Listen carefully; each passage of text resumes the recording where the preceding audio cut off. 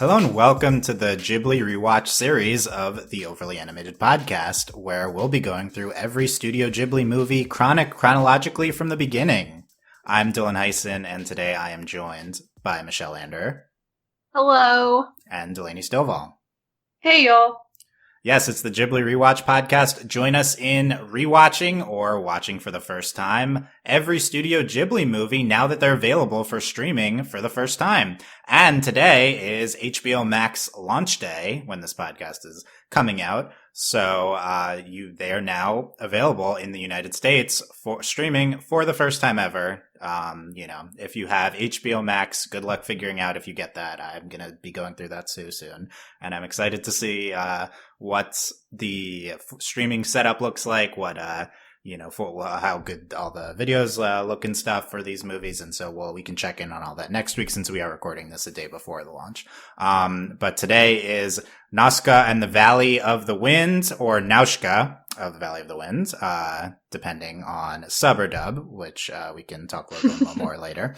But yes, Ghibli Rewatch series, new podcast every Wednesday as we go through the whole Ghibli catalog chronologically at overlyanimated.com.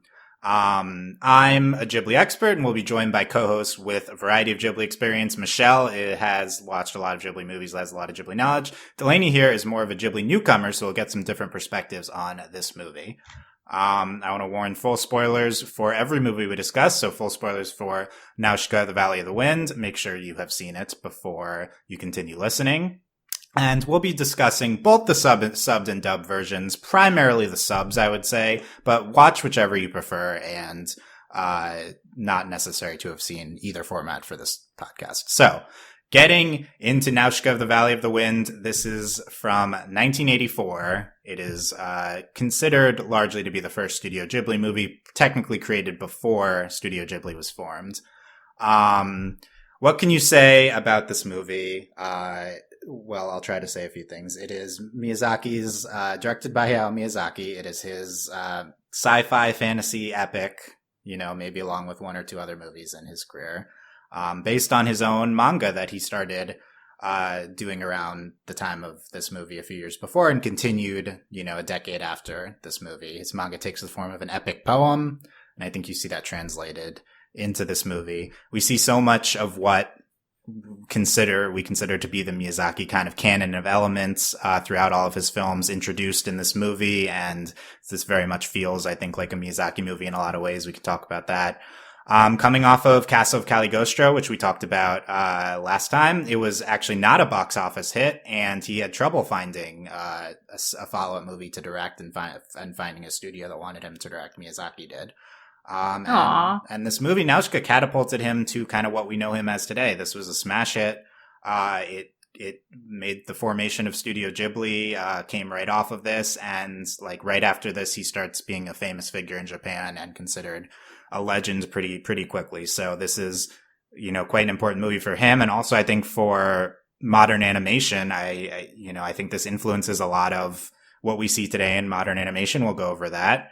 I don't think it would be an understatement to call this the most influential animated movie of all time. That's separate from any discussions of quality or themes and stuff, but at the very least, extremely notable movie in that regard. So, all of that being said, we're excited to get into Nausicaa, one of my personal favorites. So I want to hear, your history with Ghibli, what your history with Nausicaa, and what do you think of this movie? We heard Michelle last time has seen the Ghibli movies a while ago. Michelle, when did you first see Nausicaa, and what's kind of your history with this movie?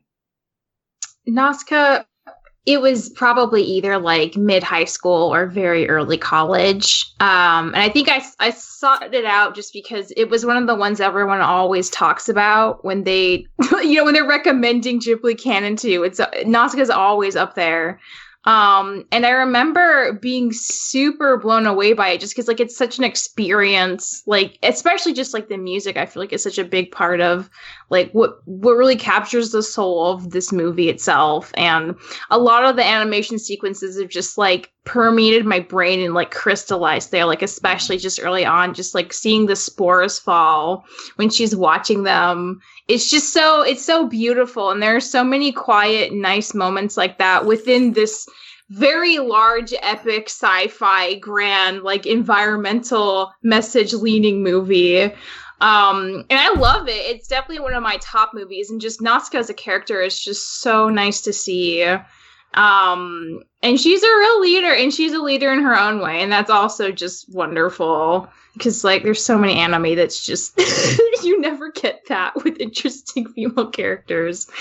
But yeah, I mean, I think it's 100% solid movie. I think most people who see Nazca, like, are pretty much guaranteed to find something about they like. There's a lot in this movie to like for everyone. And so I think it's just, all in all, a solid film.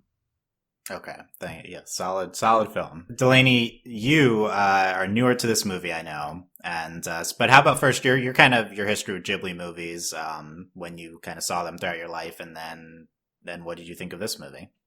So, as with most things, I started watching Ghibli movies because Dylan told me to. That's most things? Oh no. Well, I meant, like, Dylan recommends me a lot of things to watch. We like a lot of the similar things, and I had never seen a Ghibli movie. It has to have been before college, I think, is when I probably watched, like, I remember going to the library and I rented as many as I could. And I didn't get through all of the ones I rented, but or borrowed, I should say, from the library. I watched Spirited Away. I've seen Grave of the Fireflies. And more recently, one of my old roommates, he's a really good friend of mine. His favorite is My Neighbor Totoro. We watched that. Me and my fiance watched that with him.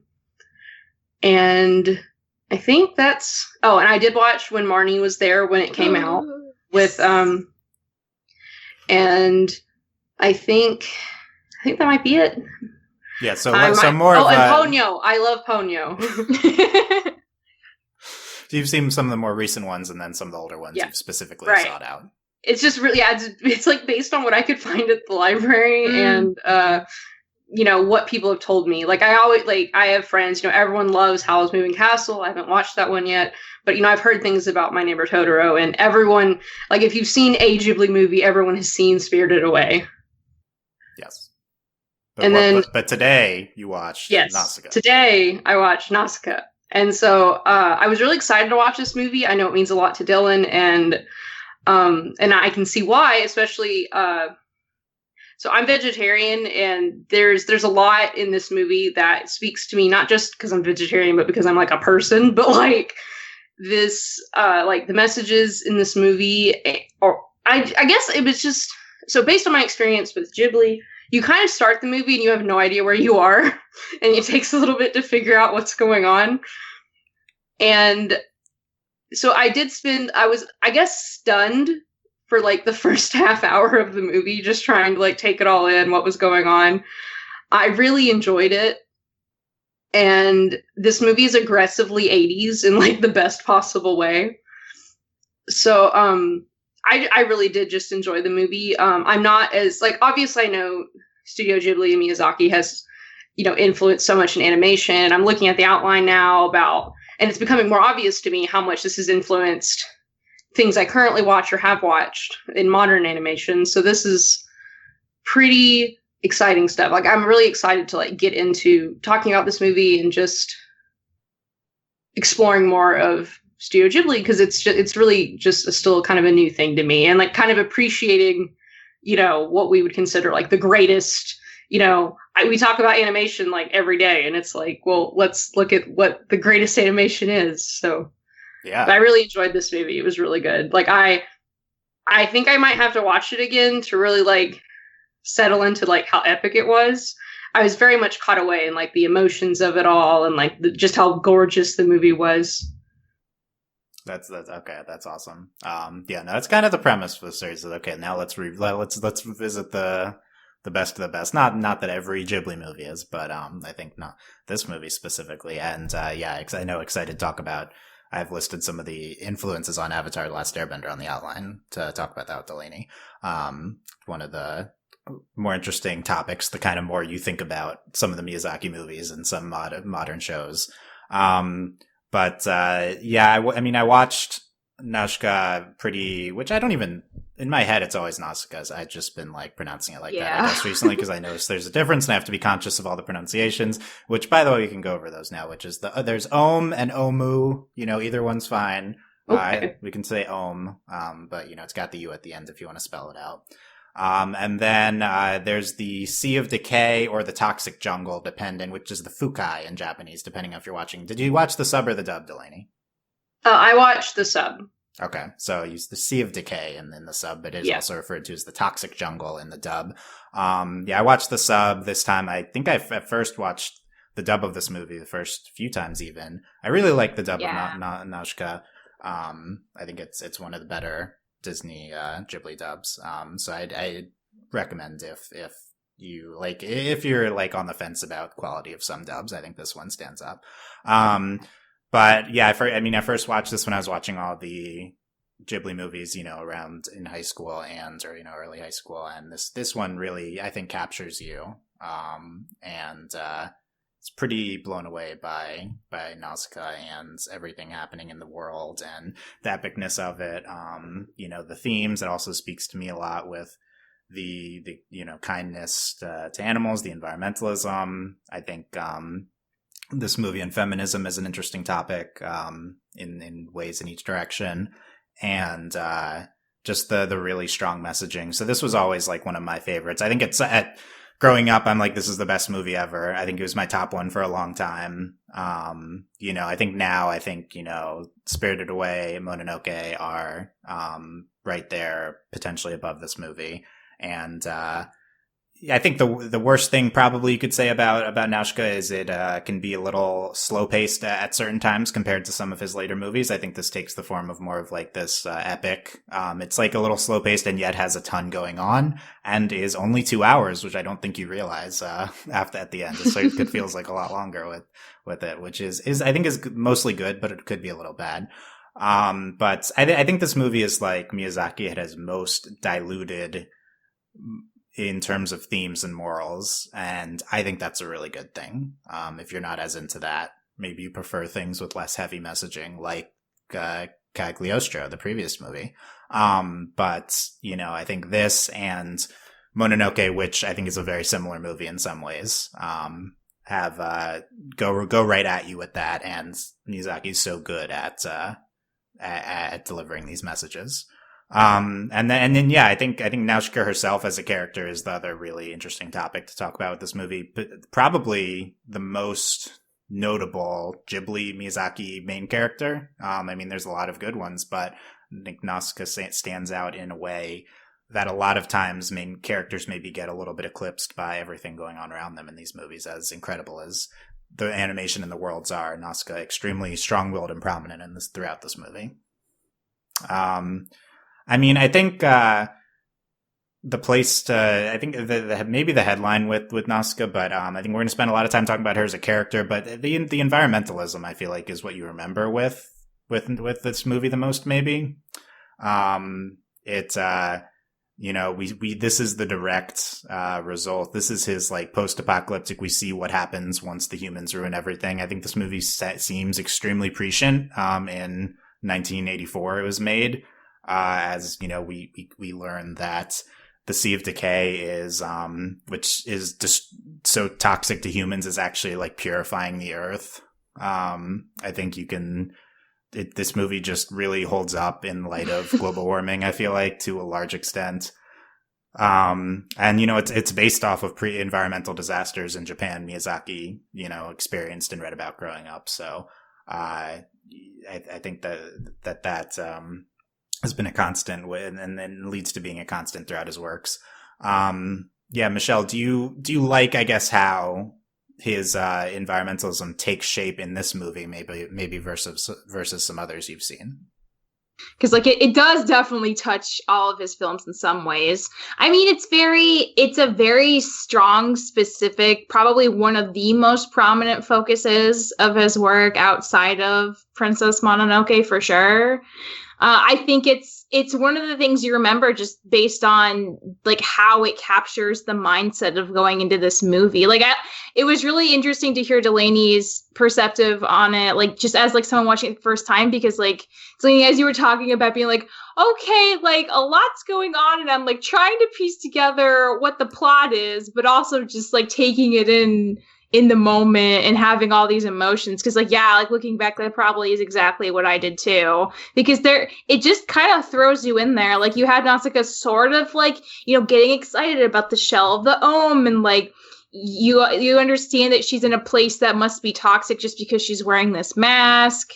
But that's like kind of all you have to go on in terms of like what's going on with the state of the world in those first early minutes of the film. But I mean, it's gorgeous. Like it's gorgeously animated and drawn. The music, such a statement in those early scenes. And it's like kind of amazing to watch. I mean, and it comes back in so many different ways, because I also think about, you know, Nausicaa, you know, she harvests a lot of these plants to take back home into her secret room to study them and to detoxify them, which is also pretty interesting.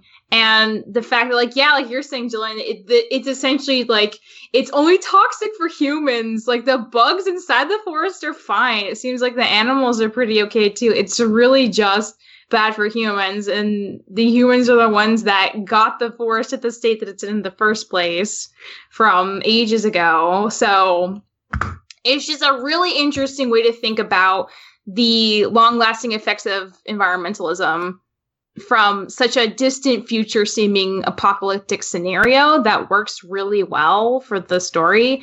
Plus, like that, just like how vibrant, if still toxic, the forest itself looks juxtaposed to just like all the sand dunes, the tiny communities that are barely holding on of human civilization that are super stretched out.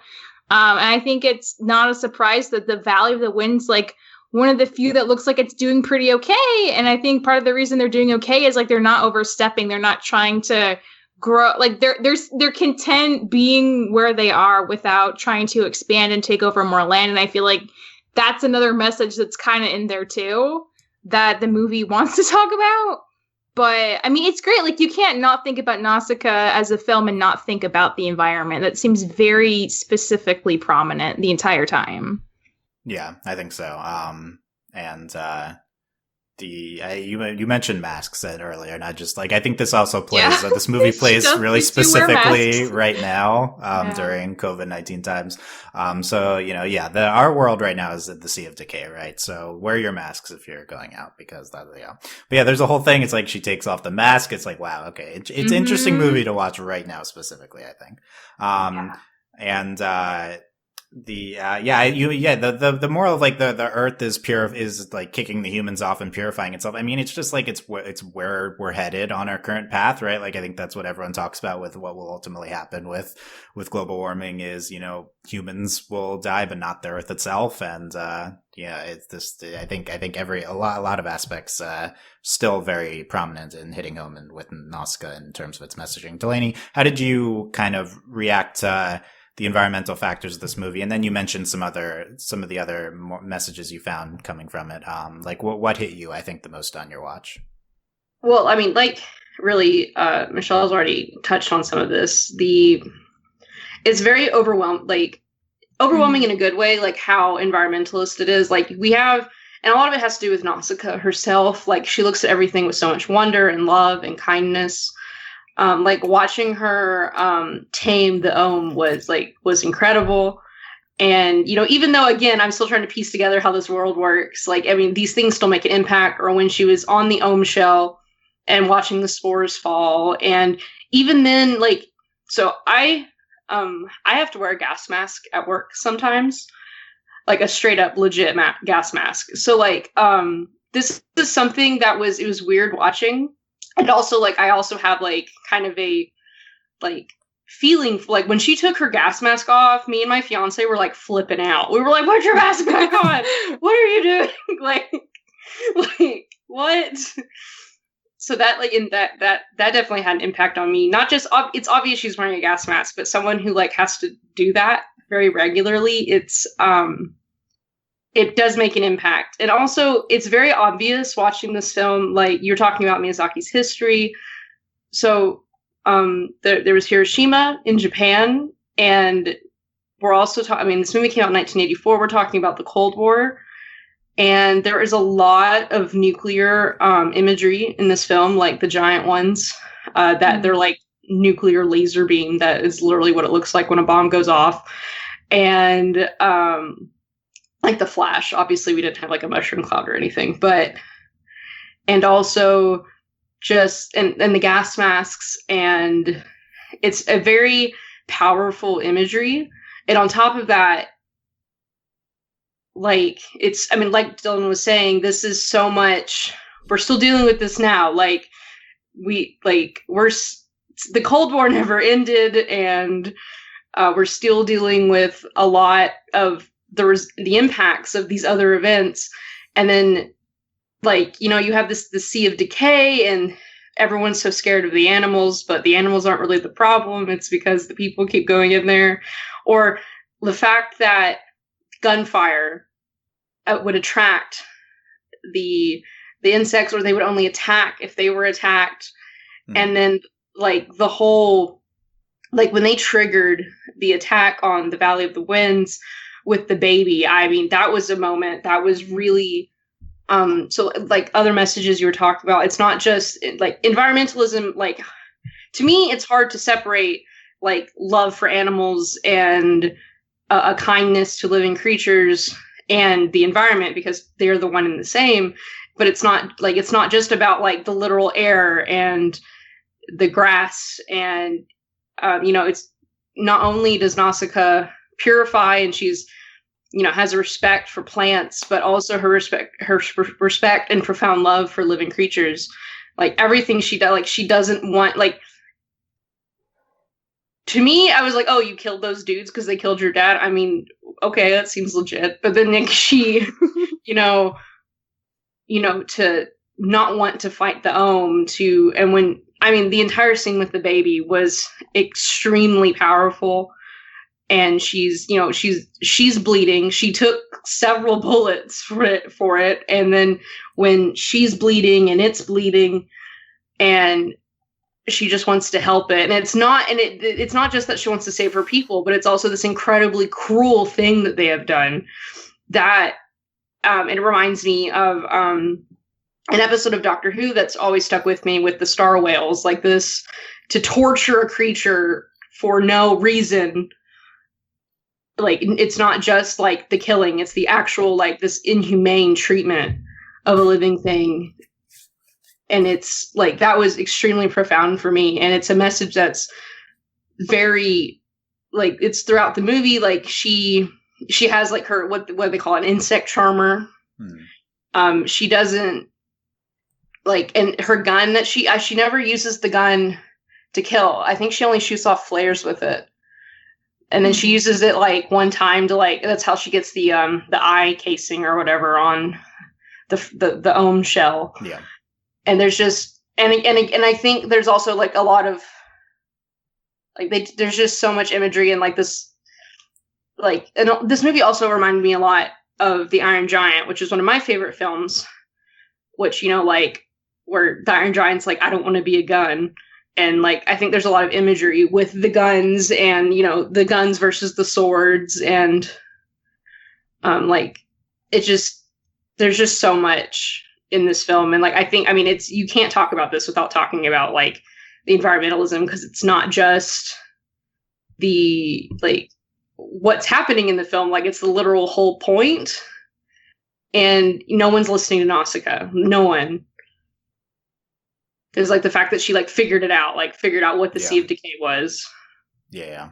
I mean, I think you get the sense of just kind of all of the different directions, kind of, you get morals and messages from everything you're talking about, Delaney. And I can totally see how it's like a lot, can be overwhelming, first viewing. Even still, kind of trying to dissect everything. It's always it's a lot. Yeah, with this movie. Like there's a lot in this film, and I think, and to me, it's not like it was a mess or anything. It was just, it comes at you very fast, but I don't think in a bad way. Granted, it's also different, I guess, when you're receptive and these messages mean a lot to you. Like, these are all things that mean a lot to me. And so to watch this film, it was very emotional. Yeah, that's great. Yeah. And I think this comes from him, you know, he's writing this manga not even finished, and he has to dilute his entire kind of story into this 2-hour movie is where everything kind of comes from here. And then, you know, wasn't finished, and he creates this ending for it, which we'll get to in a second. You mentioned the anti-nuclear messaging, which I think is one of the more maybe subtle ones, but I definitely think you get the sense that, although not explicitly stated, that their world maybe ended with a combination of pollution and nuclear disaster. So it's kind of like symbolic of that, and, you know, however these giant monsters come into play with that is not really got into in this movie, but it's definitely a scene and the image you get from it. And some different directions I'm gonna go. I could say we're gonna get to you mentioned kind of Nausicaa's love of life a lot. I'm gonna get back to that in a second, but to the end of the movie and this message of who is inheriting the earth, who is surviving. I want to bring in some quotes from Susan Napier, who wrote the Miyazaki World book that I'll be quoting on this series. She says, at the end of her Nausicaä chapter, yet to my Nausicaa cuts deeper and lingers longer. This is not only due to the sheer beauty of the film and unforgettable character of Nausicaa herself, but also the truly radical vision that a plant, a girl, and an insect all deserve to inherit the earth. And, you know, I think it's not this message of humans aren't welcome because of the way humans act. They're not welcome on Earth anymore, and it belongs to it belongs to the plants or the insects. I think, like, through Nausicaa embodies hope for humanity. This is a world where you see the result of the destructive actions of humans so much, and what we get is a very optimistic ending to this movie. And I think it's largely due to Nausicaa being this idealistic character who embodies the best of humanity. So I think we see that Nausicaa does deserve to be there on Earth alongside the Ohm and the toxic jungle. And she is revived at the end. She is, the Valley of the Wind survives and hopefully flourishes. And you know, I think it's a lot of people, they have an interesting relationship to the optimistic ending of this movie, but I think it's very powerful to see Miyazaki's vision of, like, simultaneously maybe condemning humanity for what we're doing, and then seeing hope in us for the future through Nausicaa as a representation of that. Yeah, Michelle, what do you think of the nature of the optimistic ending of the movie? I mean, I think there's also a messianic element to get into, which I think ties into Nausicaa's character. But does it feel weird for a movie at times this bleak to end happily? No, it doesn't feel weird. And I think you articulated really, really well why that is, because, I mean, it's one thing to be very, I would say, justifiably critical of what we are doing to the planet. I mean, and this movie is about 40 years old at this point, and the planet's only gotten more exacerbated with all these problems. And I think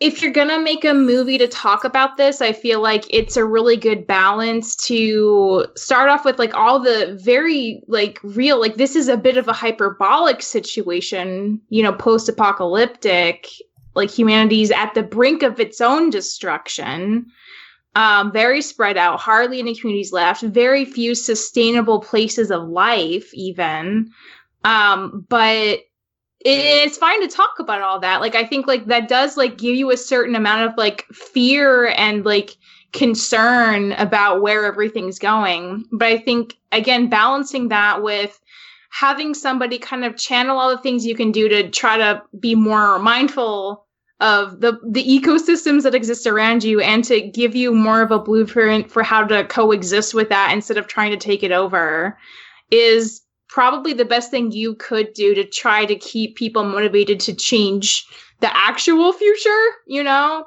I feel like it's important to have that balance, because if it did just end with Nausicaa dying and being a martyr, it's like, well, that's it then, I guess, like the rest of us. Because like, I do think it's very interesting that there's just so few people in this movie. There are so few communities of people that are alive anymore at this point in the future. And they are on the brink of their own destruction. I think Nausicaa is the one that kind of helps them put the brakes on that and change their perspective enough about what the real enemy is and what their real goals should be, to try to rebuild again in a significant, like, positive way. You know, that seems to be a lot of what the end of the movie is. They're reconstructing the Valley of the Wind.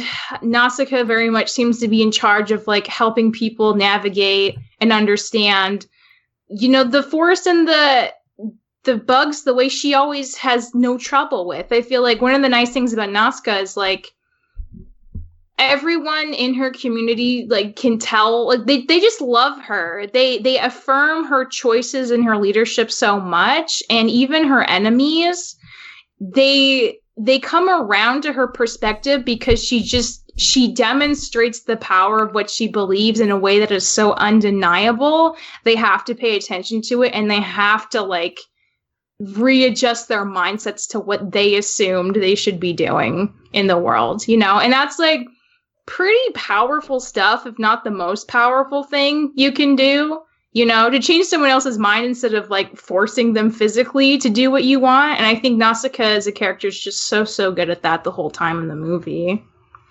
Yeah, that's great. That'll lead us into Nausicaa as a character pretty well. But before that, Delaney, you, as someone who kind of just is coming off of seeing the movie for the first time, how did you emotionally kind of react to this optimistic ending? Well, so the last, you know, several minutes of the film are very, like, intense. And I was expecting her to be dead.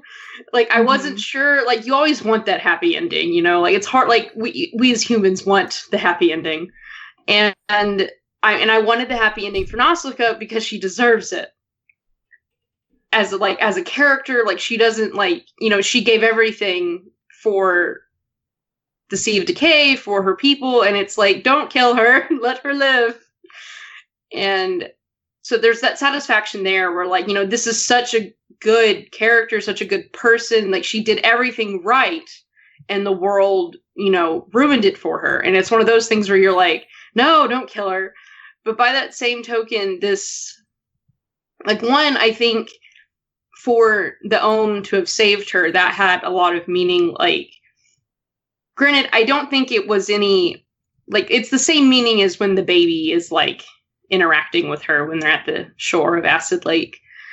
But I think you want that hope, and it's hard not to want, like, and I think it's one of those, the hope at the end of the movie is about, and, you know, this goes, you know, to the idea of environmentalism and where we are now. And yes, everything feels very pointless, I think, sometimes in this discussion of what we've done to the earth and what we're continuing to do to the earth. But it's not irreversible. Like, we know it's not. We've known this whole time. We know that there are things we can do now, things that we could have done 40 years ago that would have helped that we didn't do. And I think there's that hope at the end of the movie about we can still change. Like, there is still a chance to, you know, it might not be perfect, but we can do something.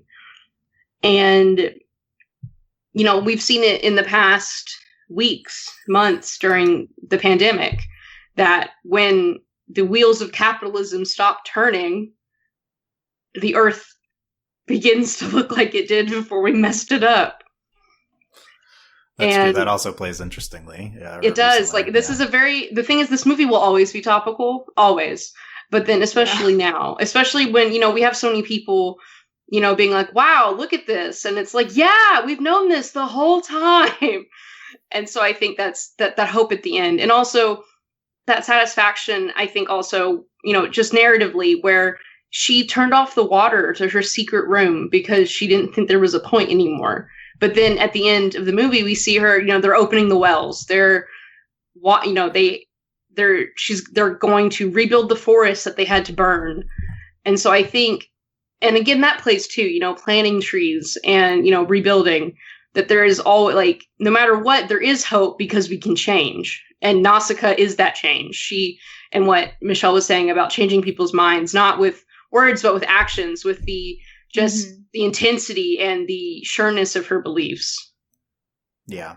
That's great. And like, Nausicaa herself, I mean, I think the movie centers on her in a way which is very striking and probably a lot to get into here with her as a character. I think Delaney before was talking about one of the main things I'm going to bring up, and I can bring in a Susan Napier quote here. She says, Nausicaa is all-embracing not only toward her fellow humans, but toward animals, insects, and even the strange and prolific vegetation that grows in her 30th century world, which I guess is the century itself if you're from the manga. Hers is a rich and nuanced love, that of a grateful denizen of a large and multifaceted world, a stance that seems consonant to Miyazaki's own worldview. Nausicaa's empathy, I think, is a large defining trait of her character. And I think it's something that I think connects to a lot of us. But just very striking seeing her deal with the bugs, going through great efforts to prevent bugs from terrorizing her people, and then also from them being terrorized themselves. And then that kind of that side by side with her love of all of humans and the world itself. I think it's just constantly reinforced throughout the movie. This other, aspect of Nausicaa's character that goes hand in hand with this is there's a sub theme, if there isn't enough, of Nausicaa dealing with killing, and maybe an understated part of the movie is during the Tolmekian invasion. In the beginning of her Valley of the Wind, she kills several soldiers, and then she becomes afraid of herself, and she talks about it. She doesn't want to kill again. I think all this kind of plays into her empathy and her relationship with the darker side of humanity, maybe embodied by the Tolmekians throughout the movie. And I guess another quote from Napier on Nausicaa. Nausicaa occupies the heart of the film, and she remains to this day perhaps his most beloved heroine. She's also the heart of Miyazaki's own emotional world, a woman who is both real and idealized, embodying characteristics of not only Miyazaki's mother, but also of the director himself. And I think it's interesting if you think of Nausicaa as both Miyazaki's mother, which we can talk a little bit about that and start. As I'm researching more of Miyazaki's own life, his mother, the most prominent figure in his life, I think is going to come up in a lot of these discussions, but also of Miyazaki's own worldview. Her, just her, the will she exerts, like you guys have been talking about Nausicaa on the movie, and constantly displayed throughout it. Like, do you connect, Michelle, do you connect with Nausicaa as a character? Like, maybe because more of the movie centers around her than future Ghibli movies, but she's also maybe this idealistic, hard to reach character. I don't know if you agree with that, but like she's, she is like literally a messianic figure at the end of the movie. Do you connect, do you connect more with her because she's so kind of prominent and so like delicately and intricately characterized, or is she a little bit distant because of maybe the end of the movie and some of her idealistic presentation? I think she's very approachable as a character, and I think that just you get a sense for who she is so early on. Just like as Lane was saying, like she's just so full of wonder when she's in the toxic jungle. She's marveling at everything. She knows it can kill her, but she doesn't care. It doesn't take away from her respect for everything that's going on around her. And I feel like that just kind of open-hearted sincerity is very easy to have like a personal stake in and to latch onto. I feel like the first time I watched it for the earlier press, I was kind of like, okay, she's like a little naive maybe to be so open-hearted. But then when her father dies and she just snaps and just kills all those people, it's like, oh, okay, there are more sides to her than just that, clearly. I think the fact that she is, like, on top of all that, a very good leader, and she's won everyone over in her community by just being very sincere and open-hearted, and so they have in turn, like, opened their hearts to her and trust her so completely and want to defend her and want to listen to what she has to say. Like, she is a very good leader in a pretty healthy way, I'd say, not by brute force, but by just, like, getting people to want to believe in you and to follow you because of that, because they really believe in what you're doing. So, like, by the time we get to the end of the movie, I don't think it's such a terrible, because, like, we spend so much time with her. We know, like, I think specifically with Ohms, like, she spends so much time with Ohms, like, trying to calm them down, like, appreciating their old, like, shell bodies and, like, how strong they are and how, like, her knife can't even cut through them, and, like, oh, we can repurpose this, like, that's so cool. The stuff with the baby is really upsetting, and I just remember, like, the part where the baby, like, tries to go in the water and she's like, no, it's like acid, don't do it, and she's, like, struggling with it, and it, like, pushes her into the water and the acid's, like, eating up her foot, but it's, like, worth it to her because that Ohm baby is worth as much as a human life to her. And that's, like, so I still feel like that's a pretty radical thing for a character to think in a movie. You know, most people wouldn't place that kind of value on insects, like, period. And that's pretty reinforced by the flashback you get when she's trying to hide the baby as a child. And even her father, who we've seen that she loves very much, like, he didn't understand, and he killed that baby Ohm, and it tore her apart. She was so genuinely upset as a child when that happened. And so I think, like, Nausicaa's always been that kind of person. So the fact that all the Ohms come together to heal her, and she kind of takes on this mythical, like, she was this gender subversion, she was the hero man all along. Like, It just makes perfect sense because the movie's been planting all those seeds to reinforce that idea for the bulk of it, that it's just like, oh yeah, like, this makes total sense. Like, I can't believe this is happening, what a twist, but also, like, you believe it. Because it's not out of nowhere, and it feels like this wonderful culmination of just how sincere and true Nausicaa's been about these things feeling important to her the whole time, that for her to actually be rewarded for that in a good way and to not die so she can actually try to get more people to fix the planet with her is, like, the ultimate best scenario. I totally believe it. I think it's great. You buy the Ohm being able to regenerate or more thematically, kind of how it functions in the movie. And, like, they touched her earlier they got in the movie. Magical golden feelers, yeah. Yeah, I mean, anything's possible in the future. That's the real... I mean, there's giant warriors, I think that exactly. That's the craziest part, honestly. Nausicaa's relationship with Ohm throughout the movie, the Ohm itself, I think, are an enduring figure in animation. When I think of this movie, I mean, in addition to Nausicaa herself, I think of Ohm, and just such an incredible prominent design in their use throughout the movie. I have an Ohm statue right here I got from the Ghibli Museum in Japan. It's so cool. You could have gotten eyes blue or eyes red. I got the eyes red. Really? Because I feel like it's more iconic. But then now that I watched again, I'm like, oh, there's all this blue messaging instead. Maybe it should have been blue. You should have just got both. I know it was expensive. I shouldn't even got this, but I had to. Okay, I don't know. There's so much here with Nausicaa. What were we talking about? So I think her as a messianic figure, and Michelle mentioned the gender subversion, which perhaps definitely the most. Its specific element, the most feminist specific element of the movie, maybe overall Nausicaa, just being like who she is throughout, and we can get to that in a second. Delaney, I mean, quickly, like how you connect to Nausicaa as a protagonist, maybe even compared to some modern ones who I think a lot of whom maybe embody similar characteristics to Nausicaa. Yeah, no, I was sitting here thinking, and while Michelle was talking, and, you know, I mean, I was very struck by it while watching the movie. So this movie was made in 1984, and we just finished She-Ra. I don't think there has ever been a character since Nausicaa that has been... Nausicaa is... The compelling thing about Nausicaa is that she is never in doubt. There is not a single moment in this movie where she doubts herself or doubts that what she's doing is right. And I think that is the most compelling thing about this movie. Nausicaa knows what she is doing at all times. She is confident, and she is in charge, and it doesn't matter if they're following her or not.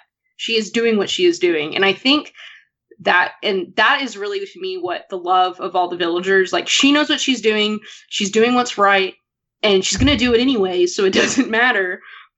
And I think that's the most compelling part of the film, and why all of her subjects, or, her people, love her so much. And it's also one of the most interesting relationships in the film is Kahshanna and Nausicaa, and also this focus on princesses.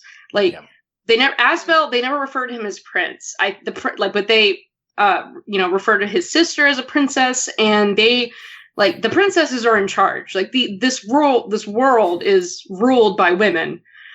And I see why you brought up She-Ra. So many princesses. Yes, right. So many princesses. But I mean, the She-Ra, not just because She-Ra literally just ended like last week, but also because She-Ra in this movie have a lot of the same themes. Like, She-Ra, the magic of She-Ra is the embodiment of the planet, and then they save Etheria and makes the planet grow again. Like, magic brings, like, life back to the planet. And that's what this is about. Like, the Sea of Decay is healing the earth. It's purifying everything. And that's what Nausicaa is trying to protect. And that's also part of the movie. Like, Nausicaa discovers this. Like, she is like, oh, wow. Like, she knew not to, like, we shouldn't, fight the insects, but also to discover that this is the source of purification, like what the Sea of Decay is actually doing. But I connected so much with Nausicaa, not only for her beliefs, but the strength of her conviction. I think that's really what got me, is even now, like, I cannot think of a character that is, like, even, we talk about, Katara and Korra and these characters from modern animation, that they're incredibly great characters. They are very confident. They are very powerful female characters. And granted, this also has to go with the, messianic messaging in this film, and like with the role that Nausicaa takes at the end of the film. But there's not really another one. Even She-Ra doubts herself. Adora doesn't know what she's doing all the time, which is a great humanizing factor. But in a storytelling sense, and in a, this film is extremely second wave feminism in kind of like the best way that second wave feminism can be. And so, like, that Nausicaa is the central focus of the movie. She's the leader of her people. And, her only real other, like, foe is another woman. And then, even then, Kahshanna, she's like, I want to talk to her. Like, she is so impacted by Nausicaa's beliefs. And it's not just what she believes, it's the strength of that conviction. And I think, to me, that it was, like, Nausicaa, this film has really impacted me in that way. And also just... Nausicaa is on her own. Like, she is in a level, like she is playing her own game that I can't even think of any characters that really reach this level of, like, these are characteristics that are still only allotted to men in storytelling. And this is just incredible.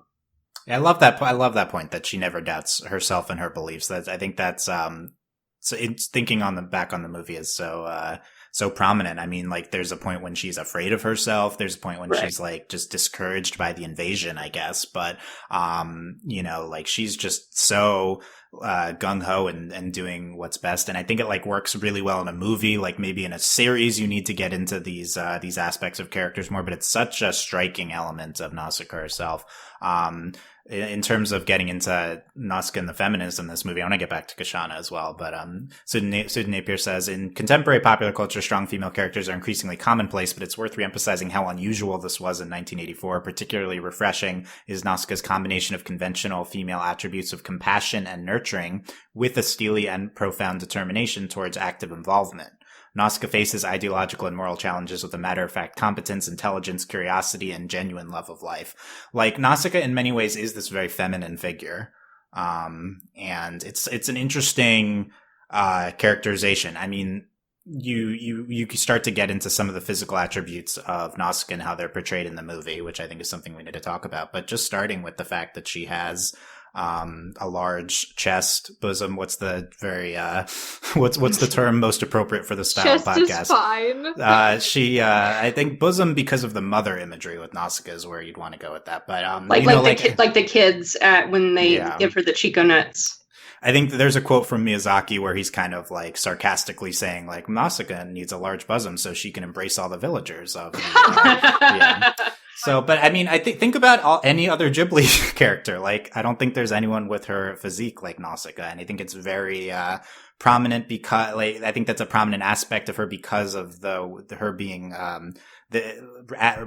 reflective of femininity and motherhood, I guess. Even though she's a young girl and not a mother herself, but she just kind of represents that to her people, to the planet, maybe. I guess like Mother Nature, kind of her connecting with that.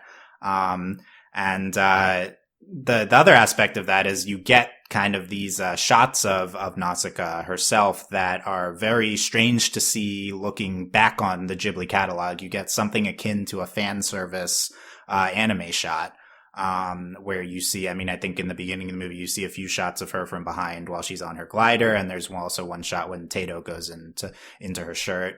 I think these are striking. I don't think any other Ghibli movie has shots like this. And I think it's, from our perspective now, something something that would be likely to react to negatively.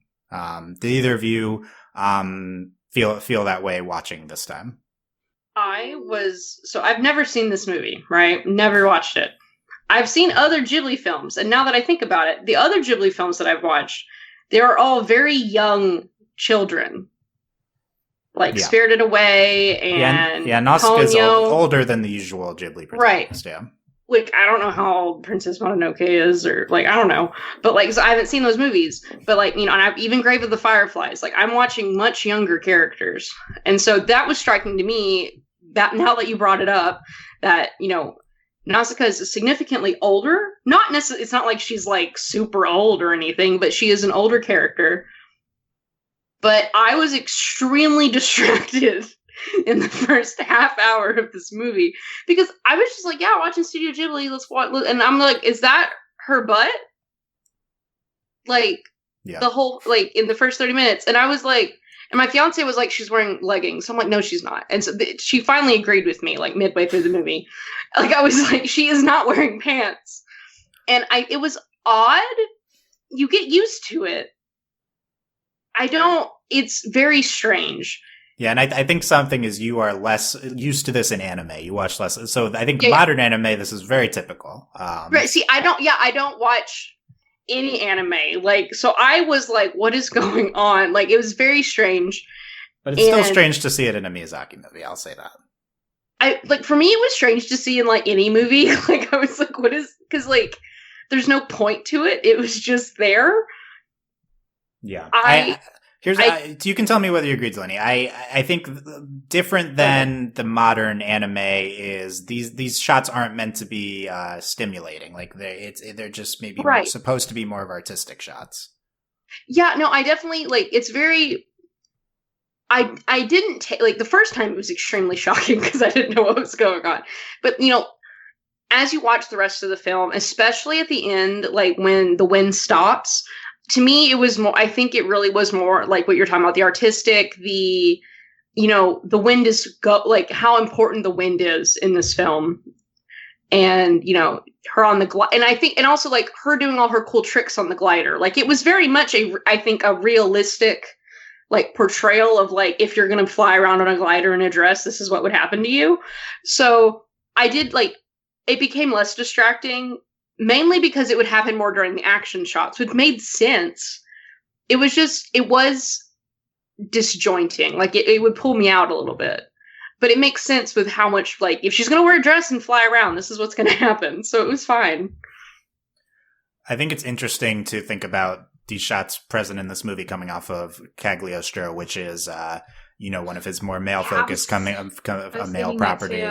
maybe he settles more into this feminist vision as he goes. But in some ways, specifically, I think like the Nazca being such this prominent active involvement character, and then also, as we mentioned, the subversion of the male messianic figure. I mean, that's one of Miyazaki's most prominent feminist moments. I think there's some ways this is one of his most feminist films, and in some ways he's maybe still settling into this overall outlook. I don't know. I think it's tough to pin down. Well, speaking of Cagliostro, it did bring to mind, like, I remember vividly thinking about Lupin's butt several times in that movie, just because, like, it's like a little fun, like, it's a funny-ish movie, and there are like moments when he's like shimmying up a roof or something, just like, oh, that's his butt, just like moving around on display. Are we not supposed to pay attention to that? Like, it's there. And I remember being kind of surprised, but I was like, okay, I guess it's not detracting anything from the movie. So maybe it could be that, like, it is more just about, like, oh yeah, I want to get those angles, and less about, like, oh yeah, that'd be a hot shot. Because I can't imagine Miyazaki thinking that. I mean, that's kind of how I felt whenever she, like, has that shot where, like, she opens up her shirt. It's like she's just comfortable with her body and feels like her body's normal, so it's not an issue for her. And I always kind of liked that, even though it is, like, in the moment a little like, oh, what's going on here, Yeah. I think it's easy to see them as just the shot choice of the angle and stuff. I mean, I think that you can get into Miyazaki's kind of desires and views on women and stuff, and like in terms of like qualities of women that he seems to like. And I think the Napier books gets into that kind of psychologically with him. And Nausicaa's just this hard character because it's a fusion of him, his mom, and maybe like this idealistic portrayal of a woman to him, and it's kind of all together. And so I do think there's some like some amount of desire in the portrayal, but not maybe in an objectifying way, but as it manifests in these other aspects of the movie. But I think this type of thing is hard to get into with Miyazaki. But well, there's no other context either, right? Like, exactly. It's not like there's no romance in this movie. Like, there's not really. Nothing happens other than this. Like, and it's so I think that's one of those. It's just kind of like this odd little quirk of this film. Yeah, and I think maybe reflective of the times in this. In some ways, this movie really exceeds its time period. In some ways, it does feel 80, maybe in the music and maybe some aspects like this.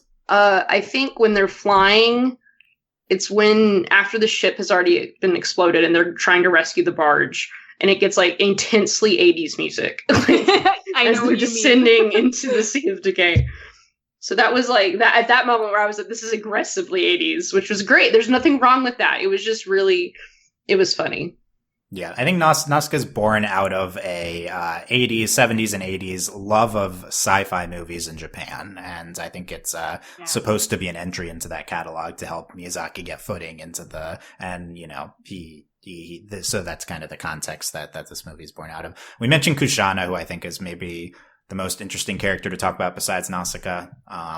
She's, watching back this time, I'm like, there's so little Kahshanna that compared to my memory of her is so prominent. And, she's actually not doing a ton. I think the most interesting part, as was mentioned earlier, is kind of this view of her as a princess. There's this one comment from a villager that you're so different from our princess. Kahshanna maybe supposed to be very similar to Nausicaa, but just this different application of this really driven, like capable woman, and she is really drawn to Nausicaa, and just it's the movie spends not too much time on it, but this parallel between them and the connection that they have is really interesting. I think in an alternate world, Nausicaa has a romance with Kahshanna in this movie, but that's probably a ship if we were to look it up. But I think that's definitely a beloved character, a character archetype we see a few times, including a similar character in Mononoke. Yeah. She's played by Uma Thurman in the dub, which is one of my favorite casting decisions. I have to watch the dub. No, yeah. I watched the That's dub my favorite way part of before the sub, but I had no idea that was the case. That's amazing. That's my favorite part. Yeah. And other it changes everything. It changes everything. I think the Miyazaki the Nazca dub is worth the other interesting casting choice is Shia LaBeouf as Asbel, but a younger Shia LaBeouf. So it's Interesting. Oh my gosh, this is breaking my brain. Any comments on Asbel? Kind of someone who might be this companion figure to Nazca. The movie never really goes there explicitly romantically. But, I always thought they were together at the end. I mean, it's just, I don't know. He picks her up in the air shot, and twirls her. Yeah. But and, I mean, in that's Miyazaki just a twirl. terms, I don't know. that's like a kiss. Like, like right? That's what I assumed. Yeah, I'm gonna read. I've never actually read the full manga. I'm gonna read it at some point soon. I'll see if they're interested to see if they're together in it. But yeah, Asbel also this maybe Kahshanna type figure who's just very influenced by negative aspects of their worlds, and then kind of sees the light with Nausicaa. Is influenced by his empathy. In some ways, I feel like Asbel is a bug she's taming. I don't know. Kinda. I mean, yeah. So is like everyone. Like same with Kahshanna. Like she has moments of witnessing Nazca in action that kind of like make her reconsider things that she thought were true and just right. Which is like, I guess like Nausicaa's power on everyone. Like if you spend enough time with her, you're probably going to come around to her way of thinking because it's just so compelling. And she shows you through so many actions over and over that it's the better thing to do. Yeah. I think the best stuff with Asbel and Nazca is probably when they're under the canopy in the Sea of Decay. Some beautiful scenes there. Quickly running through the other characters, Lord Yupa, a famous swordsman. He's pretty prominent throughout the movie. I don't know if there's a ton to get into with him, but I'm sure there's like whole backstory and stuff in the manga. He's like very well respected. Like I never realized that to the last time I was rewatching, but like characters would be like, oh, it's like him. Like he's like so well known. For some reason, I always remember the guy on the ship being like, this guy's tough. Like I always remember that. Yeah, like everyone's like kind of like word of mouth. Like he is like a famous guy for some reason, and he freaking loves Nausicaa, which is just more bonus points for Nausicaa that he sees something really special in her. If everyone thinks he's like amazing. Yeah. Then they have maybe like a fatherly relationship to Nausicaa. Mm-hmm. He's also like awed by her when he goes down to visit her in her private room with seeing all the plants blooming. Kurotowa, who is Kushanna's underling. The biggest disappointment in this film is that he didn't die. I think I like Kurotowa. I feel like he's a fun. The funnest thing with him is when he's like, "Oh, Kushanna's gone. Maybe it's time for my dreams." And then she comes back. He's like, "I guess not." Like, yeah. This is just because you like Zhao. He's like Zhao without the ambition. Yeah, like yeah. But I like his relationship with Kahshanna, how respectful like he is of her, I guess, and like deferring to her presence. But that's also a character that ends up being pretty understated in the scheme of things. Tato, the fox squirrel, the literal best character, gets an animal so companion. Good. Yeah, I have a Tato plush. Yes. Yeah, it's Tato. Is I mean, it doesn't do a ton, but I mean, we're going to transition from Tato into the influences on modern animation section because Tato is Momo, right? Yes, absolutely. Yes. And I think like if you look at, I want to focus on Momo does a lot more. Yeah, Momo ends up being more prominent. He has more episodes to do things to be fair. I think there's also a fox squirrel in the next movie. They have fox squirrels in Castle in the Sky. They do for a hot second. Weird continuity in Miyazaki movies. That doesn't happen. And by the way, Delaney mentioned Iron Giant before. No, Castle in the Sky is the Iron Giant influencer movie. So, interesting. Well, I'm gonna have to watch that. You got to watch that one. I mean, the design of the giant is directly from that movie. I feel like.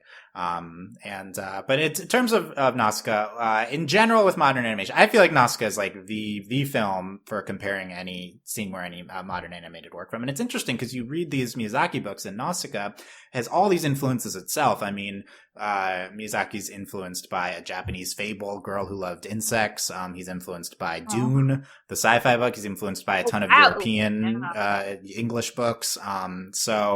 And by these events in Japanese history. And so like just tracking the chain of influence, which I guess happens when you get into this like high level of critical view of this important media figure. But then you see Nausicaa itself have influence on everything. I mean, I think the messianic ending, I see this as maybe a big influence on a lot of these Deus Ex Machina fantasy endings we get. I think just Nausicaa coming back to life through the Ohm, it kind of sets a big precedent. Not that Nausicaa itself invents the Deus Ex Machina fantasy ending, but I think you look at modern animation creators, and this is one of the most prominent, all the Miyazaki movies are the most prominent works they look to. You see this precedent set of this is how you end the epic fantasy movie. So I think, we see that in basically every fantasy property. I mean,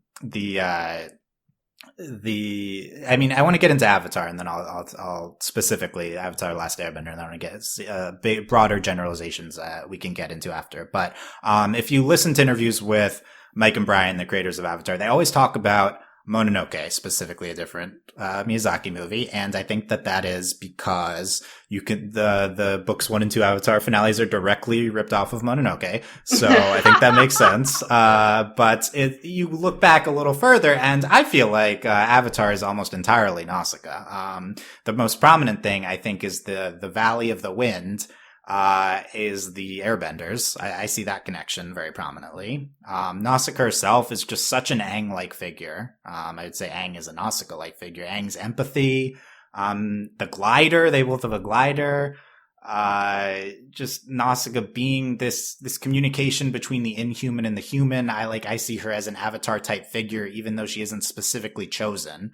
I think that's a really cool aspect of this movie. Nausicaa isn't the chosen one, except for that she chooses herself, by being so cool. But Nausicaa is just she kind of serves as the bridge to the spirit world of the Sea of Decay, and the insects are the spirits. I see that connection a lot. This is where Mike and Brian, I feel like, get animal hybrids, the fox squirrel, right? So, Tato, Momo, you could probably draw further connections between characters, but, this is where Avatar comes from. This movie, Mononoke, Spirited Away, this is where, and Avatar itself is very influential on this new generation of, animators coming up. Yeah, Delaney, do you see, do these, comparisons, did they stick out to you while watching, or it's looking back after I've put some of them on the outline? It was more looking back because I was still processing having watched the movie.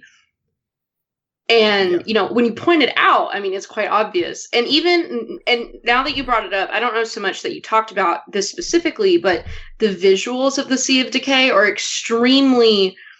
And this is very much what the spirit world looks like in Avatar. It's not just the comparison of the inhuman and the human, but also visually, the lighting and the colors. This is what the spirit world looks like in Avatar.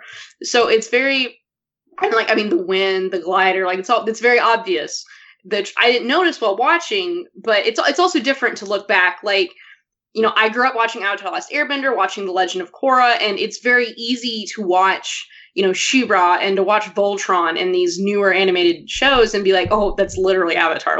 The finale of She-Ra was literally Korra. It was the same ending. Yeah, which I think is literally the end of Nausicaa. I was going to say exactly. Nausicaa, this purifying of the earth and stuff. I think that's in every show too now. Yeah, and it's interesting too, this... I see a lot about the flapjack tree, of animators and directors and writers, and they all were on flapjack, and then where did they go? And this lineage, but then here, it's for me, it's this lineage of Avatar, the ideas, the influences, and then it's all it's what Miyazaki. These people watched growing up and what they saw before they made these shows, And again, these ideas also, and granted, it's not it's not Nausicaa invented environmentalism, but the visual representation of these ideas and the importance of these messages to be explored through animation. And it's for me, it's just different because for me, Avatar's the beginning. So then for me, and so now to watch Nausicaa and to see these influences, I think I need to rewatch the dub because Uma Thurman's in it apparently, and then but also I think to come with it with a more critical, since I know what happens, I'm not waiting to see how the movie ends. Yeah, I think it's a lot easier to take in, and you mentioned like being overwhelmed by the beginning too. I mean, I feel like the beginning scene in Nausicaa and the Sea Decay is like one of the best parts too, if you can settle into the movie. Yeah, Michelle, any other kind of influences you see from this movie, or any other comments on that? Oh boy, I mean, I think it's like hard to say that though.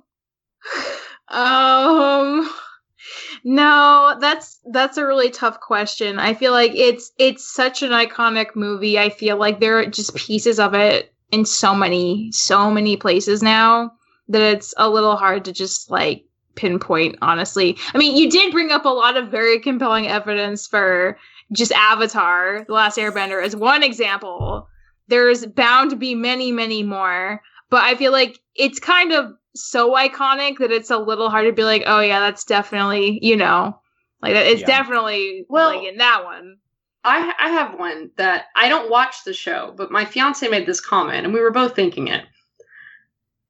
So like the giant ones. So that's, they have their own very, I mean, that's Attack on Titan, right? Like, yeah, you could say that that's from Attack on Titan. Yeah, I don't know. I'm not quite sure of the anime lineage of kind of these giant figures. Right. Which, they're different. Like there's, again, for me, it was just the visual, like I've never watched Attack on Titan. I'm like aware of it culturally, and I've like seen it. So like, I know what the Titans look like. And so that was the first thing we thought of was, and it's interesting too, like the intro to the film, like this tapestry kind of cave painting, flashes of tapestry, and what the giant ones look like in that versus like what it actually looks like. Yeah, you see this kind of like recurring iconic image of the giant ones walking through fire, symbolizing the apocalypse, and then you see the not fully formed giant one and the scene of it firing on the Ohm. And it falls apart, like their anger and the war, yeah. Like it doesn't work. The giant warriors, not to spend too much time because I don't think it's the most important part of this movie. It's maybe one of the most dissonant elements of the mythology. Like, it's looking back on Nazca, because I think one of the criticisms you can make of this movie is there's too much going on. Yes. And I looked back on Nazca and I thought, okay, the Pedgite stuff to me, I remembered not fitting in with the rest of the movie. But this time, I feel like it worked pretty well because that leads into all the Ohm stuff very naturally. And just this notion that the Pedgites are like setting the Ohm on the Tolkiens to fight back. I think all that works. And I think that Nausicaa as a character works really well when she's on the Pedgite ship. Another feminist aspect, that like the women of Pedgite kind of free Nausicaa, and they're the ones that kind of like see like her message through these more evil aspects of humanity. That scene like was really like that I really enjoyed that scene. And then also like before that, when all the men are holding her back and they won't let her go. Yeah. I think it's a striking contrast with the Pedgite people. So I mean, I think you could say the Pedgite, but I feel like the giant warriors are they seem pretty like it's such an essential part of the world in terms of them causing the ending, but just this revival of the giant warrior, and then it falls apart, and it's almost this anticlimax, like, oh, here's this big flashy kind of tentpole poster thing with this movie, and it's like it's not the point, it's Nausicaa and her empathy herself which save everyone, not this giant warrior not fighting back against the environment. So I think it's supposed to kind of be this disjointed element, so I think it fits in that regard, but it's still an interesting it's not the first thing I remember about Nausicaa, and it's still a weird aspect looking back on it. I think narratively it's weak, but like for the messaging of the movie, I think it's extremely profound. Like this, this weapon of war, like we'll burn it all away, but it falls apart and, it doesn't work. And I think for me that meant a lot, this whole, like, you can't fight hate with hate. And that was, that's extreme. Like it means a lot to me. And then also, I think, granted, this isn't a bad thing, but it is also visually dissonant. Like it looks so much different. Like I thought something that was extremely like, I guess, it was disturbing. Like, it was supposed to be, but also like it just when it's growing, like its little ball or whatever, like that looks very strange. and it doesn't look like anything else in the movie. So which, you know, is purposeful, but it's definitely like, it's definitely on purpose. And I think for its purpose, they do it's incredible. Like, and for the, you know, the part at the end where like, yeah, this is our triumph. And then it's like, no, it just falls apart. Yeah. And I think it's intentionally disjointed in all these aspects we're talking about. Like, I do think it's so carefully done. And it's like the giant warriors just playing into like this notion of what this 70s, 80s Japanese sci-fi movie is. It contains this like crazy creature. And then Miyazaki takes that and suits it to the own messages he has of his film. Doesn't mean it doesn't ultimately feel weird compared to everything. Right. But, I think that's kind of probably where it comes from. It's also just like the impetus for the plot, kind of it falling into the Valley of the Wind too. I think that any of the Ohm, I mean, revisiting them, I guess quickly, Michelle mentioned one of my favorite scenes of the movie, which is, I think, potentially the best scene of the movie, is the flashback to young Nausicaa with the baby Ohm and hiding it in the tree. And they like animate that in a crazy different style. And we see the start of kind of the children chanting that becomes like musical thing that recurs at the end of the movie as Nausicaa is making her sacrifice and being resurrected. That scene, I mean, I think is incredible, seeing Nausicaa's connection with the Ohm the entire time. Just the Ohm throughout the movie, it's just so visually striking. You see this scene in every movie. Of a flashback or of the taming of I've just like, I mean, right now, I mean, there's other movies, but what this just made me think of was in the Avengers. Like, anytime you have like a movie where like it's either a flashback, they do this a lot with like gladiator-esque movies, like when or 300 when someone's died, like this whole like the field of wheat, and you know, it's a lot of times it's a father and a daughter. So like, it's interesting that you like, this isn't like, it's not like Nausicaa hasn't just influenced animation, but I think storytelling overall, which is a duh, like obviously, but like also, again, this visual you see in live action films as well, like this, the field of wheat, and they talked about it a lot. Like that's part of the prophecy. Yeah. Like, and I think the two characters, it's also in Black Panther. Okay, we'll go through a whole Miyazaki Marvel. That's next. So that could be an ending of it, yeah. No, but I think last week we talked about how Cagliostro influenced Spielberg in live action movies in terms of like the action adventure genre. So yeah, I think it could check out. Like, I think Nausicaa is simultaneously a very much an entry in an existing genre and an existing line of tropes. However, it is such a prominent film for many current figures that it becomes the genesis, I think, of a lot of these things. And it, like, you see a lot of the Nazca version of these things. Not that it necessarily originates a lot of these things we're talking about, right? But it takes on its own, and then it influences these future works. The music, I think this was mentioned. I think this is the first partnership between Joe Hisaishi and Miyazaki, which continues throughout his film lineage. I think Nausicaa's score is incredibly prominent and striking, and at times prominent, at times incredibly minimalist. I think there's large parts of this movie with no music, which is striking in its own right. But I mentioned kind of the children chanting theme that occurs in Nausicaa Requiem at the end when she's being revived. I think that's a really prominent kind of sound of the movie, and just other than that, kind of this, like, I don't know if synth is the right word, but just this like this difference, like you could interpret it as 80s kind of sounding, right, like that plays through the Sea of Decay and then through some of the action sequences, make a very distinctive kind of audio style for this movie, I think, compared to some later ones. And I also really love the epic like opening music that plays behind the like myth that's visuals that are during the opening credits. Yeah. Michelle, any other parts of the movie standing out to you that we haven't hit on? One thing that I kind of really like just as a device is the fact that, and we touched on this a little bit, if like the sound of gunshots or like firing of any kind enrages the insects and causes them to actively attack, which I think is such a good reason for just showcasing that like Nausicaa's way of dealing with this situation is very like talk it out, be gentle, like understand the thing you don't understand versus trying to blow it up or blow each other up.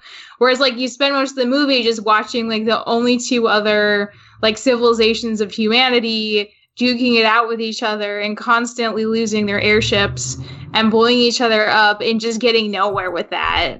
And I just think like having like a reason of like it also like makes the insects really angry and attack you. It's just like a really good way to be like, yeah, of course this is a bad idea. You're gonna make the insects mad, even though like doing it in of itself as a reason is also bad. I think that's a good part of the movie.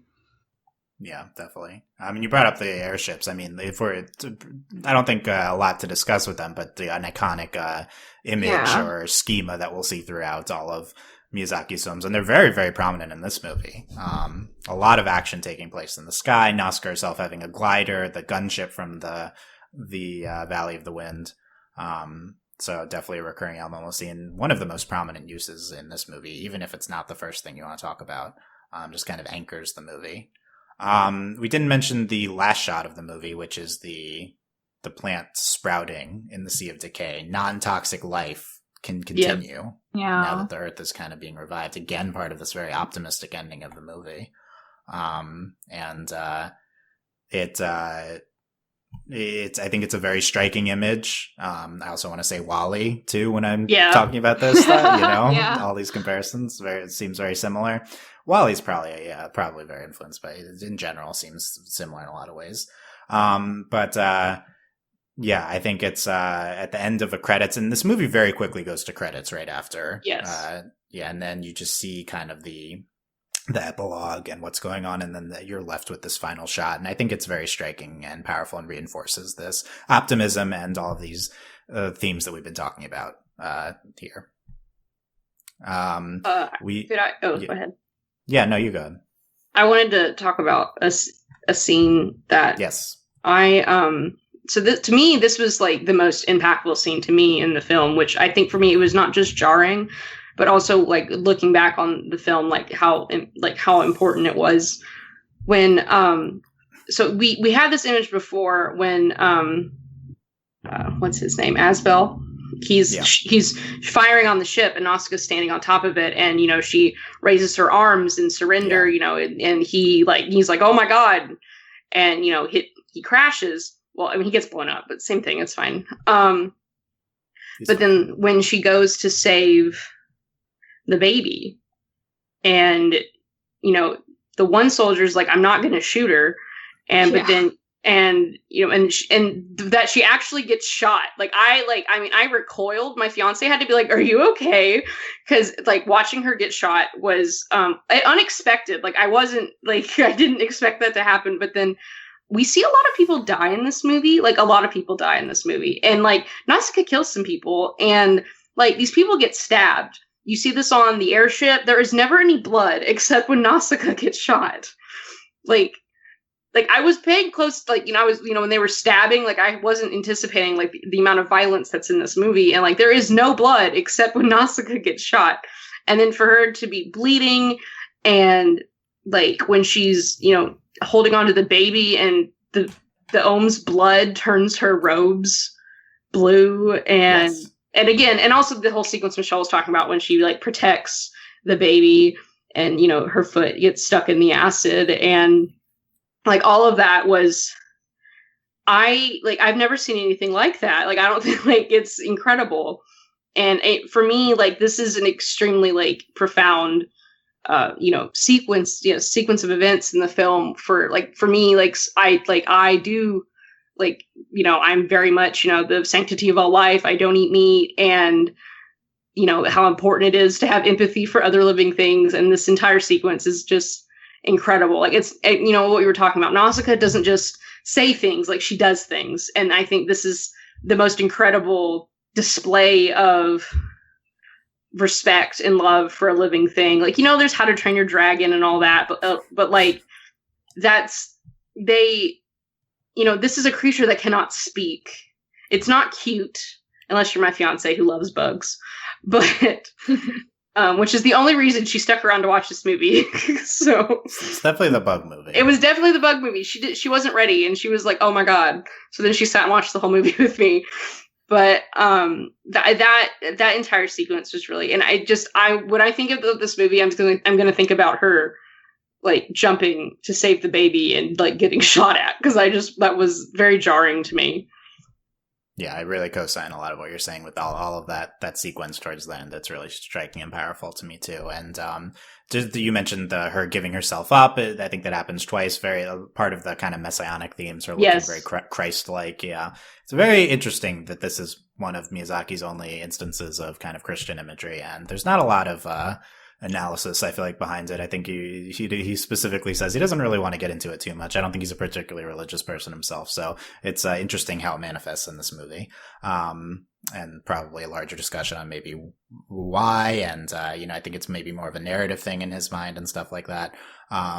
But and then you mentioned the Nazca, the only blood you see, great observation, and then also you see the Ohm's blue blood is a very prominent visual element. Then, and you're right, it turns her dress blue. I think blue is a striking visual color throughout this movie that you could analyze even further. The blue being the eyes of the Ohm. When they're pacified, she turns blue, the blue blood, and a lot of other blue maybe images towards the end of the movie. The blue of the figure, I think, too.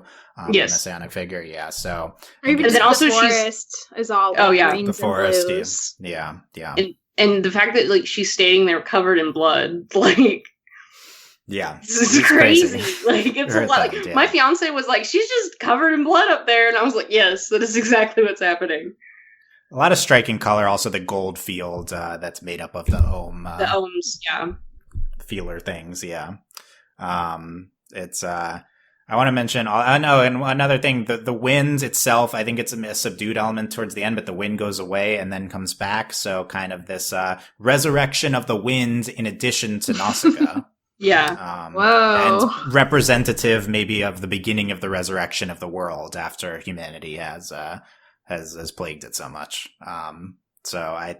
There's all these, like, I've said understated a lot here in this analysis. Like, there's a lot of elements to this movie which are pretty only briefly touched on, powerful in their own right. I just imagine what a 3-hour version of Nausicaa would be, Right. It's interesting context. This apparently is from an old Miyazaki book, not from the one I've been referencing. Apparently production on this movie, 9 months. We talked about Cagliostro's made in 3 months. This is even crazier, maybe. Yeah. 9 months, and a $1 million budget. Pretty insane on that one. I don't know how you make this movie in 9 months.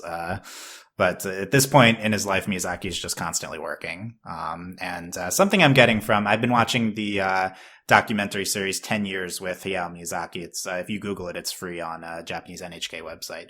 And you see some aspects of production. And all these documentaries are more focused on his later life, so not as much direct commentary to bring into these earlier movies. But definitely seems like Miyazaki does every single storyboard in every one of his movies.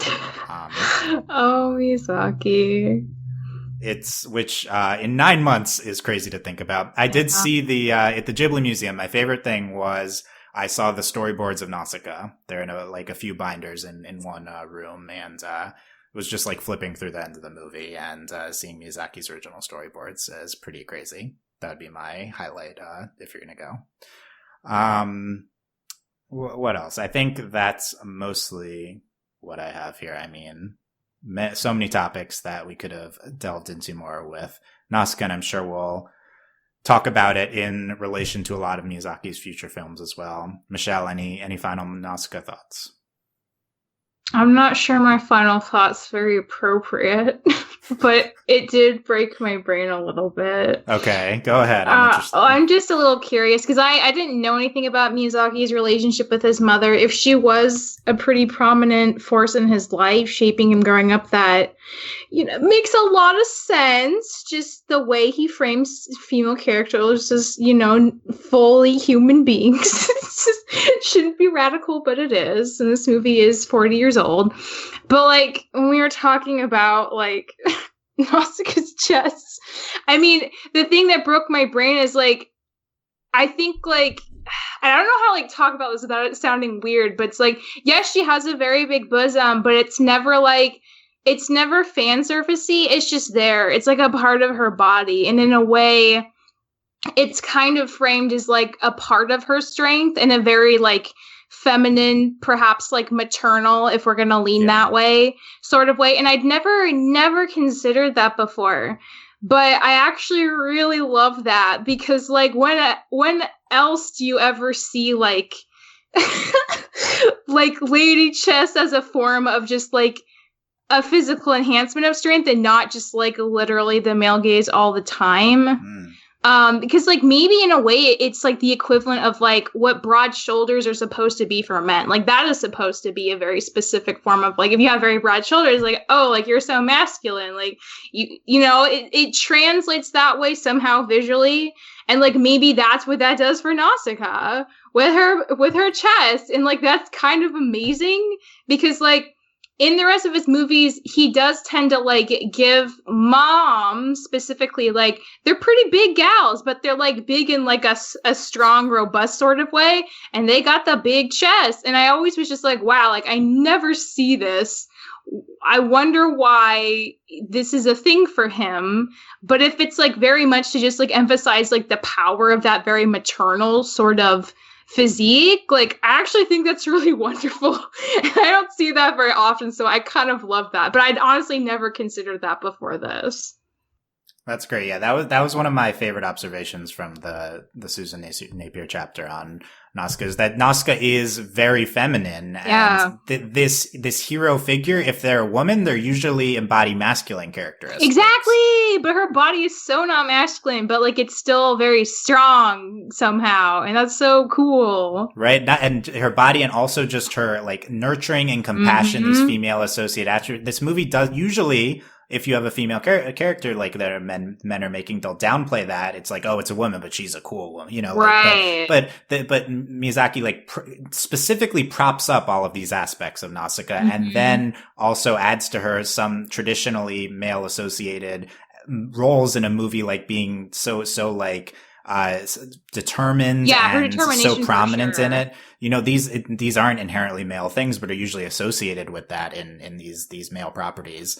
And just this pairing, I think, is a large aspect of what makes Nazca as a character so special. For sure. I love that too. But Miyazaki's mom, I think read Miyazaki wrote for more on this, and also this 10 Years with Miyazaki documentary. He talks a lot about his mom. I think he grew up with just his mom, and she was bedridden for most of his life. She died around Nausicaa. Wow. Yeah. And then, this is, I can read this since we're on it. I can read this quote from the book, which I think is not super related to what we're talking about, but is very interesting. Napier says, Miyazaki's mother died working on Nausicaa. In a later discussion of his mother's death, Miyazaki spoke of cremation, widely practiced in Japan, and somewhat surprisingly said that he wished his mother could have been buried rather than cremated. He imagined the beauty of plants growing from her grave. Miyazaki says, then, if the flowers bloomed above her grave plot, I could think, look, my mother has turned into these flower blossoms. Perhaps it is not a coincidence that the final image in Nausicaa links directly to this form of rebirth, a vision of a breathing mask next to a little plant springing out of the desert. So maybe that last image being Miyazaki's ideal for his own mother. He's in the documentary series, he gets very emotional thinking about his mother. I think there's always a figure that you can say is Miyazaki's mother in each of his movies, embodies aspects of his mother. So I think we'll check in on that as we go, but I think that would be the number one person in terms of Miyazaki's relationships himself. I think later we'll see with his son Goro as he is directing movies at Studio Ghibli as well, but definitely a big influence on Miyazaki, his mom, and maybe this very feminine influence and this female figure most prominent on his life is a large reason why he transcends just the general sexism of the males in this period, and specifically in anime. And it's just it's how does this vision come out of the surrounding influence? I think it's a large reason why. Okay. Yeah. We'll continue, I think, a lot of discussion about that. Delaney, what are you thinking as final thoughts on Nausicaa? So I had watched some Studio Ghibli movies before this, and I liked all of them, but this is the first time I've really felt that compulsion that I really need to watch all of them. Like, Right. after watching this movie, I really want to watch. Like, I've liked My Neighbor Totoro. I enjoyed everything, but I think this is the first time that I've felt like I understand visually and like this is my moment. I joke about having like Disney princess moments. Like, I didn't understand wanting to be a Disney princess until I watched Moana, and then this is like my Studio Ghibli moment. Like, I was like, yeah, they're good movies, like they're great, like I get it, they're pretty, but then this is I really like, this is incredible storytelling, this is really important work, and I really I feel very compelled to watch all of his films. Yay, good. I'm Yay. glad you're going to be checking more of them out. Maybe we'll get your opinions as you see some other ones for the first time, or revisit some other ones too. That's exciting, yeah. I think Nausicaa will be different from further ones you'll see. Right. And anyone watching for the first time. So it has a lot of attributes that are really special just to it, but certainly a lot of these themes we're talking about are going to be brought up throughout a lot of Miyazaki and in general Studio Ghibli movies. And I think it'll be interesting to go right into Castle in the Sky next week as a follow-up to Nausicaa, also a very fantasy movie. But I don't remember certain aspects being as prominent in Castle in the Sky, but I haven't seen it in a few years, so interested to revisit it. So that's what we'll be getting. That's what we're getting into next time. Very exciting. So I hope you enjoyed our discussion on Nausicaa. I did Nausicaa, then I went to Nazca, so there you go, to pronunciation. Of Valley of the Winds. And overlyanimated.com is where all of our podcasts are, but you can specifically subscribe to the Ghibli Rewatch feed. And of course, now all of the Ghibli movies are up on HBO Max in the US and on Netflix, most other places besides that. So check them out and continue on this journey with us with Castle in the Sky next time. Our Patreon, if you want to support us, is Overly Animated, patreon.com/Overly Animated. Thank you to all of our current patrons, especially our patron of the podcast, Andres. And thanks as always to our patron executive producers, Ryan, Steve, Alex, Beatrice, Hugh, Michael, Needle, and Phonician. Yes, we'll be back for Castle in the Sky next Wednesday. Very excited to get into that movie. Excited. These first, all hits, these first yes, eight or good. so, just crazy high quality, the beginning of Studio Ghibli. So I'm excited to get into all of it. Thanks for listening, guys. We will see you next time. Bye. Bye. Bye.